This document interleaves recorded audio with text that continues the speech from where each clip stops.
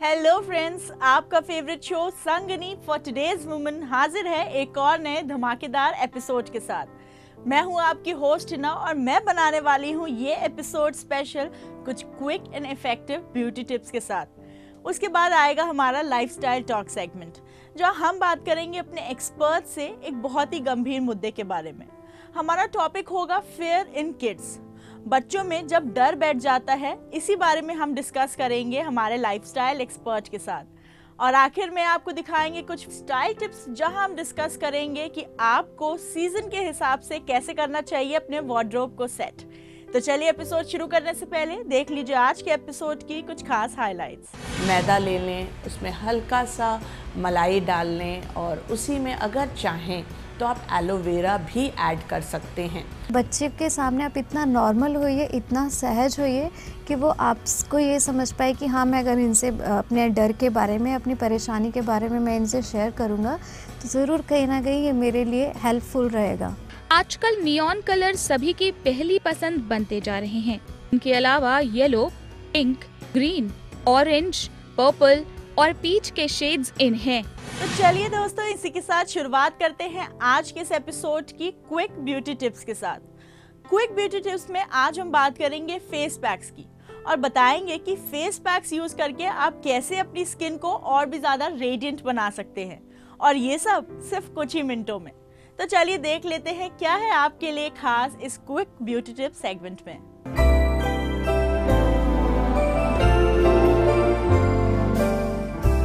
Hello everybody, संगनी के जितने भी व्यूअर हैं उनको मेरा यानी कि डॉली रस्तोगी का बहुत बहुत शुभ कामना। और मैं रेडियंस फ्रिंजेस एंड कर्ल्स की तरफ से आपको कुछ बातें बताना चाहूँगी अपने फेस के बारे में। फेस के बारे में जो सबसे अहम चीज़ होती है, क्लेंजिंग, टोनिंग, मॉइस्चराइजिंग तो होता ही होता है, लेकिन फेस पैक, जो फेस पैक है वो हम कैसा लगाएं, इसका ध्यान रखना बहुत ज़रूरी है। मॉनसून आ गया है और मॉनसून में ये जो प्रॉब्लम होती है कि स्किन पे क्या लगाएं, ना तो स्किन ड्राई है, ना तो बहुत ज़्यादा क्या कहते हैं खिंचाव सा है, मॉइस्चर ज़्यादा रहता है, तो इसके वजह से स्वेट, जो पसीने की समस्या है, ये बढ़ जाती है। तो जब भी हम फेस पैक चुनें तो कोशिश ये करें कि उसमें हमारे फेस पे बहुत ज़्यादा क्लॉग, जैसे हम कहते हैं ना, पोर्स जो हैं हमारे बहुत ज़्यादा क्लॉग्ड ना हो। तो सबसे बेस्ट ये है कि नेचुरल फेस पैक्स, जब हम नेचुरल फेस पैक्स की बात करते हैं और समय भी हमारे पास कम होता है, यानी कि 5 मिनट में हम क्या क्या लगा सकते हैं, तो जितने भी फ्रूट के एक्सट्रैक्ट्स हैं जो भी रेडिली अवेलेबल हैं, जैसे कि खीरा है, टमाटर है, आजकल टमाटर थ्रू आउट द सीज़न मिलता है, तो इनके हम फेस पैक बना सकते हैं। क्लेंजिंग भी होती है, इससे टोनिंग भी होती है, प्लस ये पैक का भी बहुत अच्छा तरीका है। तो आप जूस भी लगा सकते हैं, या फिर जब हम खीरा या टमाटर घिस रहे हैं तो उसका गूदा भी जो होता है जूस के साथ वो खूब अच्छे से अप्लाई कर लें। जब हम ये अप्लाई करेंगे, जितने भी फ्रूट्स के जूसेस होते हैं ये स्किन के लिए बहुत हेल्दी होता है। इससे एक रिफ़्रेशिंग लुक तो आता ही आता है, प्लस जो स्किन को वाइटल पदार्थ चाहिए वो भी इससे मिलता है। इसके साथ साथ और भी जो हम फेस पैक बना सकते हैं और लगा सकते हैं वो है कि मैदा ले लें, उसमें हल्का सा मलाई डाल लें और उसी में अगर चाहें तो आप एलोवेरा भी ऐड कर सकते हैं। इन सब चीज़ों को जब आप लगाएंगे अपने फेस पे, एलोवेरा से एक टाइटनिंग आएगी, और मलाई, और जब हम मलाई और मैदे की बात करते हैं तो उससे वो स्क्रबिंग का काम भी करता है, और जब एलोवेरा के साथ ऐड किया तो उससे टाइटनिंग भी होती है। तो ये भी एक बहुत अच्छा फेस पैक है। दूसरा, बहुत लोग प्रेफर करते हैं घर पे मुल्तानी मिट्टी लगाने का। अगर आपका स्किन बहुत ज़्यादा ड्राई है तो आप लगा सकते हैं। इवन हल्का सा जैसे स्वेट हो रहा है, पसीना है, मॉइस्चर है, तो उसमें भी आप मुल्तानी मिट्टी लगा सकते हैं। एक कूलिंग इफ़ेक्ट तो देता ही देता है, प्लस टाइटनेस भी ये देता है। सेकेंडली, जो एजिंग स्किन है उसको हम लोग जनरली रिकमेंड करते हैं कि इसे हम सिर्फ पैक तो नहीं कहेंगे, जैसे अगर आप चाहें तो हल्का सा बादाम ऑयल एज अ वो पैक नहीं है लेकिन फिर भी उससे एक टाइटनेस आ जाती है। सेकेंडली, आप अंडे का वाइट पोर्शन ले लें, उसको उसमें हल्का सा बादाम ऑयल डाल लें और उसको भी अपने फेस पे लगा सकते हैं। इससे भी एक टाइटनेस आती है। हाँ, कभी कभी इससे ड्राइनेस होती है तो उससे परेशान ना हो, बाद में आप अच्छे से उसको क्लीन करके मॉइस्चराइज़र लगा सकते हैं। ये तो हुई कुछ घरेलू उपचार।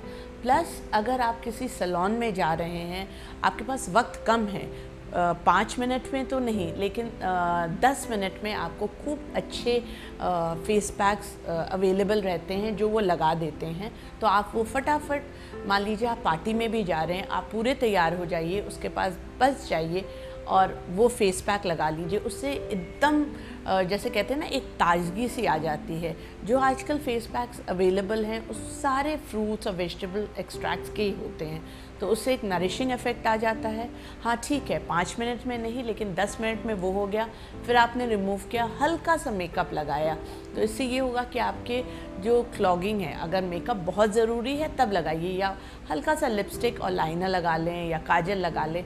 इससे भी, क्योंकि उस पैक से एक जैसे कहते हैं ना, एक फ्रेश लुक आ जाता है। तो इसके लिए ये सब बातों का ध्यान रखना बहुत ज़रूरी है। 5 मिनट 10 मिनट, लेकिन अपने फेस पैक का ध्यान रखें। That's all for today. See you soon. Bye bye.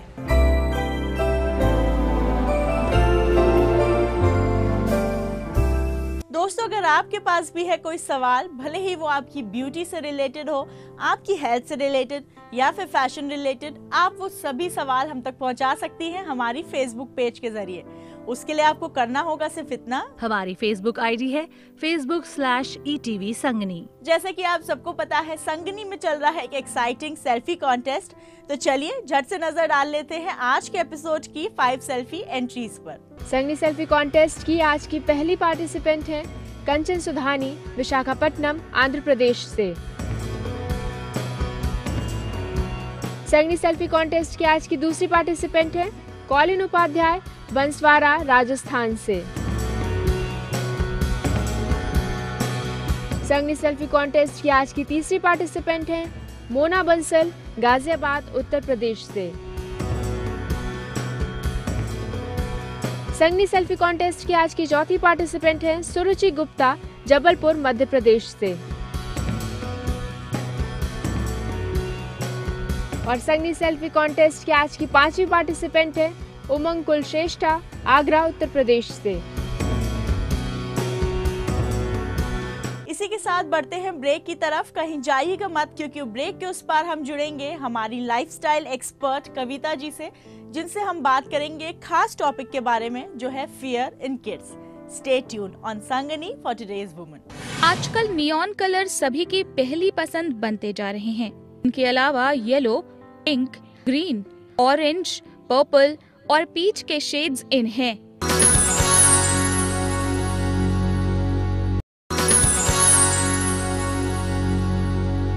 Welcome back after the break. आप देख रहे हैं अपना favourite show Sangini for today's woman.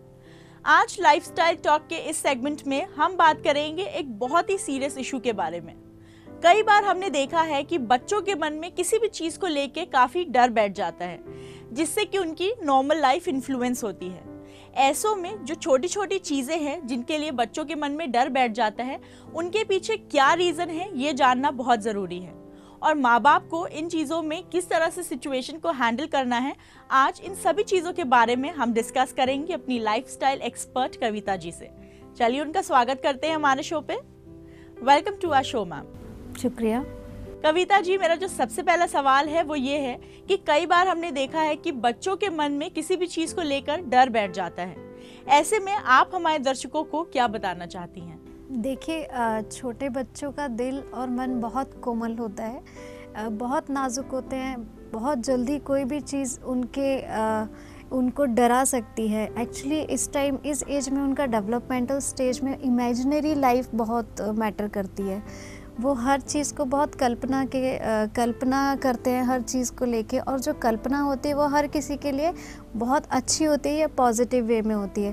पर जैसे ही वो रियलिस्टिक लाइफ में कुछ भी ऐसी घटना होते देखते हैं, तो वो कहीं ना कहीं उनके अंदर एक डर पैदा कर देती है और बच्चा डरने लगता है। जैसे कि बच्चे के अंदर पेरेंट्स जनरली छोटे में डर डाल देते हैं कि उस कमरे में मत जाओ, अंधेरे में अगर ज़्यादा बदमाशी करोगे तो हम तुम्हें उसी कमरे में बंद कर देंगे, वहाँ पे भूत है, तुम्हें खा जाएगा, या फिर तुम नहीं सो रहे हो तो बाबा जी आ जाएंगे, तुम्हें उठा के ले जाएंगे, या इस तरीके की जो भी बातें होती हैं वो कहीं ना कहीं बच्चे के अंदर डर पैदा करती है। तो बच्चा इतना सेंसिटिव होता है कि पेरेंट्स को क्या चीज़ें उसको हर्ट कर सकती है, क्या नहीं, इन चीज़ों के बारे में ध्यान रखना चाहिए। इसके अलावा कई बार ऐसा देखा जाता है कि पेरेंट्स समझ ही नहीं पाते कि उनका बच्चा किस चीज़ से डर रहा है। ऐसे में बच्चे आइसोलेट होते जाते हैं और पेरेंट्स को कुछ पता नहीं चलता।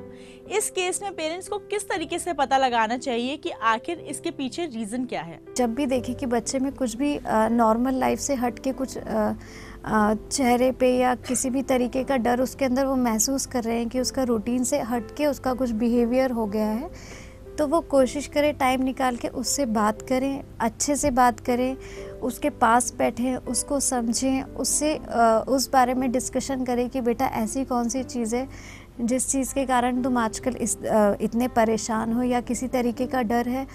तो बच्चे के सामने आप इतना नॉर्मल होइए, इतना सहज होइए कि वो आपको ये समझ पाए कि हाँ, मैं अगर इनसे अपने डर के बारे में, अपनी परेशानी के बारे में मैं इनसे शेयर करूँगा तो ज़रूर कहीं ना कहीं ये मेरे लिए हेल्पफुल रहेगा। इसके अलावा कविता जी, कई बार ऐसा देखा गया है कि जब बच्चे डरते हैं तो पेरेंट्स उसे बदमाशी समझते हैं या उन्हें ये लगता है कि बच्चे बहाना बना रहे हैं। इसके बारे में आप क्या कहना चाहेंगी? ज़्यादातर पेरेंट्स क्या करते हैं, ऐसे में बच्चे को समझते कि वो बदमाशी कर रहा है या वो हमसे झूठ बोल रहा है या फिर ड्रामा कर रहा है। तो ये पेरेंट्स का पैटर्न बहुत गलत है। अगर वो ये भी जानना चाहते हैं कि बच्चा क्यों ऐसा कर रहा है तो उसके बारे में समझें, उसका बैकग्राउंड समझें, क्योंकि कोई भी एक डर उस दिन या 1 या 2 दिन पहले से स्टार्ट नहीं होता है। कहीं ना कहीं वो आप हफ्ते 1.5 हफ्ते पहले से उसके अंदर चेंजेस देखना शुरू कर देंगे। हाँ, पेरेंट्स जो गलतियाँ करते हैं उन गलतियों में ये गलतियाँ होती हैं कि वो बच्चे को एक गलत मैसेज देते हैं कि तुम डर क्यों रहे हो, तुम गलत है ये वाला डरना, ऐसे नहीं डरते, देखो तुम्हारा वो फ्रेंड भी नहीं डरता है। ये सब चीज़ें क्या होंगी, बच्चे को पेरेंट्स से दूर करेंगी। बच्चे को ये लगेगा कि पेरेंट्स मुझे समझना नहीं चाहते हैं या फिर वो मेरी प्रॉब्लम नहीं समझ रहे हैं, तो कहीं ना कहीं वो अंदर ही अंदर उन बातों को रखता रहेगा और पेरेंट्स और उनमें डिस्टेंस क्रिएट होगा। डिस्टेंस तो होगा बट कहीं ना कहीं बच्चे का डर टाइम टू टाइम बढ़ता ही जाएगा। इसके अलावा कविता जी, मैं आपसे पूछना चाहूँगी कि ये जो प्रॉब्लम है फियर की, ये साइकोलॉजिकल है या नॉर्मल है? इसे आप किस नज़रिए से देखती हैं? देखिए, कोई भी डर एक नॉर्मल होता है। जैसे बच्चा हमेशा एक फैंटेसी लाइफ में जीता है जब छोटा होता है, पर जैसे जैसे वो रियलिस्टिक लाइफ में एंट्री करता है बहुत सारी चीज़ें उसे देखने को मिलती हैं।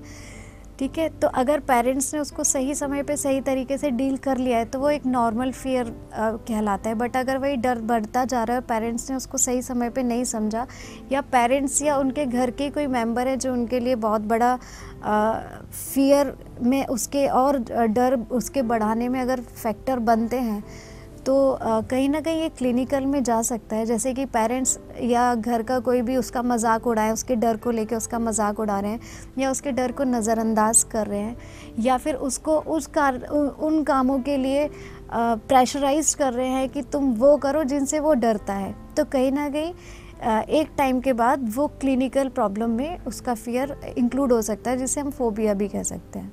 इसके बाद जैसा कि हम सबको पता है कि माँ का रोल बहुत ही अहम होता है। ऐसे में अगर उनका बच्चा इन प्रॉब्लम से गुजर रहा है तो वो किस तरीके से पता लगा सकती हैं कि यहाँ सिचुएशन में कुछ प्रॉब्लम है? माँ के अंदर एक बच्चे को लेके एक फीलिंग्स और अटैचमेंट ऐसा होता है कि वो बहुत इजीली समझ सकती है। उसके बावजूद भी मैं कुछ पॉइंट बताती हूँ कि बच्चे के बिहेवियर में वो चेंजेस देखेंगी कि बच्चा जो नॉर्मल बिहेव करता है उसके चेहरे पे अक्सर शिकंज वो देखेंगे कि शिकंज बनी रहती है, या वो स्माइल कम कर रहा है, या जोक्स हो रहे हैं, या ऐसी कुछ हंसी मजाक की बात भी हो रही है उसमें भी वो उतना ज़्यादा हंस नहीं रहा है, या बार बार वो छोटी छोटी चीज़ों में चौंक जाता है, छोटी छोटी आवाज़ों से वो डर रहा है, या फिर रात को अगर वो टॉयलेट ज़्यादा करने लगा है, जो आप देख रहे हैं कि काफ़ी टाइम से नहीं कर रहा था और वो बेड वेटिंग करने लगा है, तो इन कुछ पॉइंट्स को पेरेंट्स समझ सकते हैं कि ये बच्चे के अंदर कहीं ना कहीं किसी चीज़ का डर बढ़ता जा रहा है। इसके अलावा उठता है एक बहुत ही अहम सवाल कि अगर बच्चा किसी भी फियर के अंडर है तो ऐसे में डर कैसे हटा सकते हैं, ये बताइए। उसके लिए मैं आपको पॉइंट्स कुछ बताती हूँ कि सबसे पहले बच्चे, पेरेंट्स और बच्चे के बीच में कम्युनिकेशन बहुत इजी होना चाहिए। पेरेंट्स आराम से बैठ के बच्चे से उस बारे में डिस्कशन करें। दूसरी बात, उनकी बातों को इम्पोर्टेंस दें। अगर वो अपने किसी डर के बारे में बता रहा है तो उसका मजाक ना उड़ा के उसको इम्पोर्टेंस दें और समझने की कोशिश करें। और कहीं ना कहीं बच्चे में लगे कि हाँ ये नॉर्मल है, मेरे साथ कुछ गलत नहीं है, तो उसको समझने के लिए पेरेंट्स अपना भी एग्जांपल दे सकते हैं या बोल सकते हैं कि बचपन में मैं भी जब छोटी थी तो मुझे भी इन चीज़ों से डर लगता था, पर धीरे धीरे बड़े होते होते मुझे चीज़ें समझ में आने लगी। दूसरी बात, वो ऐसे कैरेक्टर या हॉरर फिल्म या इस टाइप की टीवी सीरियल्स या शोज़ ना दिखाएं जिससे कि बच्चे के अंदर इस तरीके का कोई भी डर बढ़े। दूसरी बात, पेरेंट्स बच्चे के साथ अपना, वो खुद एक बहुत बड़े आइडियल होते हैं एक बच्चे के लिए। अगर वो भी छोटी छोटी बातों पे डर रहे हैं या बच्चे के सामने ही बच्चा है और वो देख रहा है कि पेरेंट्स इतनी इतनी बातों से डरते हैं, छोटी छोटी सी आवाज़ पे, तो कहीं ना कहीं बच्चा उन चीज़ों को कॉपी करता है क्योंकि पेरेंट्स उनका मेन आइडियल होते हैं, तो उनको वो फॉलो करने लगता है। तो जैसे पेरेंट्स को भी इन चीज़ों को ध्यान देना है कि वो भी ध्यान रखें कि वो किन किन चीज़ों से डर रहे हैं और अपनी उन चीज़ों में थोड़ा सा उसके सेफ पॉइंट्स की तरफ, सेफ जोन की तरफ सोचें। Thank you so much Kavita ji, आप हमारे शो पे आई और इस गंभीर मुद्दे के बारे में आपने हमसे डिस्कशन किए। Thank you. दोस्तों, अगर आपके पास भी है कोई सवाल या हमारे शो से जुड़ा कोई भी सुझाव तो आप वो सारे सवाल हम तक पहुंचा सकती हैं हमारे फेसबुक पेज के जरिए। उसके लिए आपको करना होगा सिर्फ इतना, हमारी फेसबुक आईडी है facebook/ETV संगनी। जैसा कि आप सबको पता है संगनी में चल रहा है एक एक्साइटिंग सेल्फी कॉन्टेस्ट, तो चलिए एक बार फिर नजर डाल लीजिए आज के एपिसोड की 5 सेल्फी एंट्रीज पर। संगनी सेल्फी कॉन्टेस्ट की आज की पहली पार्टिसिपेंट है कंचन सुधानी, विशाखापट्टनम, आंध्र प्रदेश से। संगनी सेल्फी कॉन्टेस्ट की आज की दूसरी पार्टिसिपेंट है कॉलिन उपाध्याय, बंसवाड़ा, राजस्थान से। संगनी सेल्फी कॉन्टेस्ट की आज की तीसरी पार्टिसिपेंट है मोना बंसल, गाजियाबाद, उत्तर प्रदेश से। संगनी सेल्फी कॉन्टेस्ट की आज की चौथी पार्टिसिपेंट है सुरुचि गुप्ता, जबलपुर, मध्य प्रदेश से। और संगनी सेल्फी कॉन्टेस्ट की आज की पांचवी पार्टिसिपेंट है उमंग कुलश्रेष्ठा, आगरा, उत्तर प्रदेश से। बढ़ते हैं ब्रेक की तरफ, कहीं जाइएगा मत, क्योंकि ब्रेक के उस पार हम आपको बताएंगे कि सीजन के हिसाब से आप कैसे करें अपने वार्डरोब को सेट। आजकल नियॉन कलर सभी की पहली पसंद बनते जा रहे हैं। इनके अलावा yellow, pink, green, orange, purple और पीच के शेड्स इन हैं।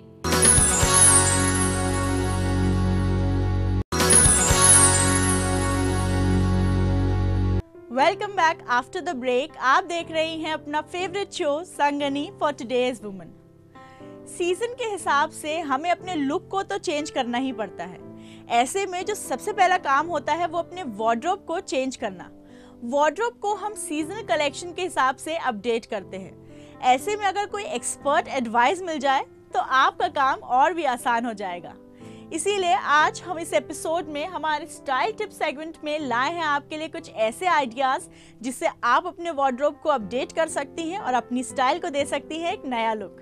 तो चलिए देख लेते हैं क्या है खास आपके लिए आज इस सेगमेंट में।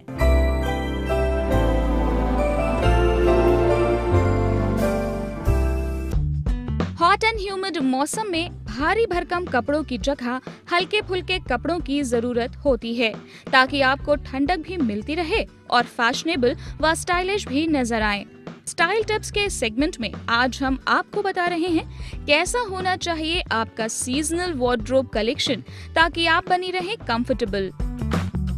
इस सीजन रेयॉन, क्रेप, पीली क्रेप, कॉटन, जॉर्जेट, खादी और लिनन का जलवा रहेगा। ये फैब्रिक जहाँ कंफर्टेबल होते हैं वहीं स्टाइलिश भी नजर आ सकते हैं। खास बात ये है कि इन्हें कैरी और मेंटेन करना भी आसान होता है। आजकल नियॉन कलर सभी की पहली पसंद बनते जा रहे हैं। इनके अलावा yellow, pink, green, orange, purple और पीच के शेड्स इन हैं। इन्हें सीजन ट्राई करें, आप फैशनेबल नजर आएंगी। इस सीजन फ्लावर प्रिंट्स खूब देखने को मिलेंगे। इनका चुनाव आप अपनी बॉडी साइज को ध्यान में रखते हुए करें। जहां हेल्दी लड़कियों पर छोटे प्रिंट्स अच्छे लगते हैं, वहीं अधिक ब्राइट और बड़े प्रिंट्स मोटापे को उभारते हैं। इन सब के अलावा बड़े साइज के प्रिंट्स स्लिम ट्रिम पर्सनालिटी वालों के लिए एकदम परफेक्ट होंगे। फ्लावर प्रिंट्स के अलावा इस season animal prints, black and white prints और कढ़ाई भी आउटफिट्स पर देखने को मिलेगी। हमेशा की तरह इस बार भी कुर्तियों पर डिजाइन चेंज देखने को मिलेगा। इस बार कैप स्लीव्स, मेगा स्लीव्स व 3/4 स्लीव्स का जादू छाया रहेगा। शॉर्ट स्लीव्स व फुल लेंथ स्लीव्स कम ही देखने को मिलेगी। जहां तक आउटफिट में लेंथ की बात है तो नी लेंथ इन रहेगी, फुल लेंथ व थर्ड लेंथ भी होगी पर कम। इस बार राउंड नेक काफी हिट रहेगा। इसके अलावा स्काईवर, वी, क्रू नेक भी छाया रहेगा। इस सीजन अगर आप ट्रेडिशनल आउटफिट्स को फॉलो करना चाहती हैं तो kantha work, Lucknowi chikankari, patch work, needle work या फिर मिरर वर्क को अपना सकती हैं। इस सीजन की तरह इस बार भी ग्राफिटी व printed T shirt young generation की पहली पसंद बनी रहेगी। इंडियन प्रिंट्स के साथ घाघरा स्कर्ट भी युवतियों की पहली पसंद होगी। दुपट्टे की जगह स्टोल व स्कार्फ कैरी करें। मिक्स एंड मैच का जादू पिछले सीजन की तरह ही हिट रहेगा। एक्सेसरीज में आप फ्लोरल प्रिंट वाले सनग्लासेस, प्लेन नियॉन कलर वाले rubber band, wooden jewellery, Kolhapuri व फ्लैट चप्पलें, डेनिम व जूट से बने बैग कैरी कर सकते हैं। तो फॉलो करें इन यूजफुल टिप्स को इस सीजन और अपने सीजनल वार्डरोब कलेक्शन को बनाएं मस्त और अट्रैक्टिव।